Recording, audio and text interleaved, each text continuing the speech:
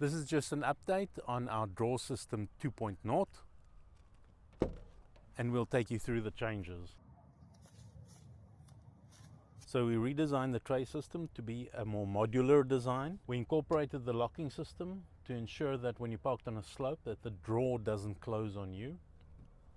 In other words, it locks into place, as you can see.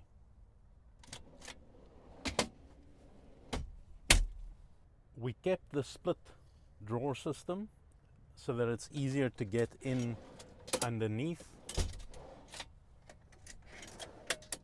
So it's a dual split system. We've incorporated lashing points all the way down from the front, center, and the back as well.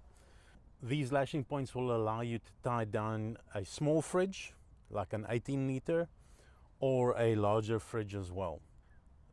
These sliders can carry 90 kilograms max. What we normally do is, in the storage area underneath this pull-out drawer, we put our Indiflate, our tire pressure monitors, and any of our tools, including tire repair kits. On the right-hand side, we've got enough storage space for a 10-liter C2 Summit water cell. And as you can see in the area where the seats used to be, there's a lot of storage, additional storage space as well. We just normally add in a loose piece of carpet to eliminate any rattles.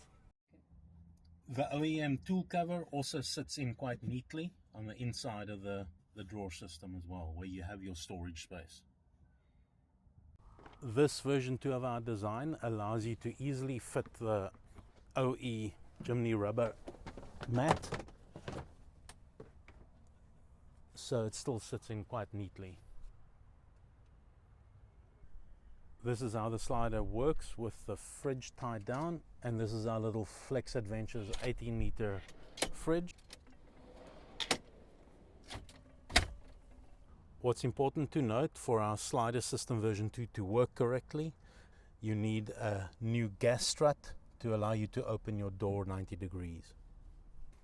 Along with our version 2 slider system, our parcel tray, our roof shelf, and our top console, we believe we're optimizing the space in our Jimny. If you would like to see more of our content, like and subscribe.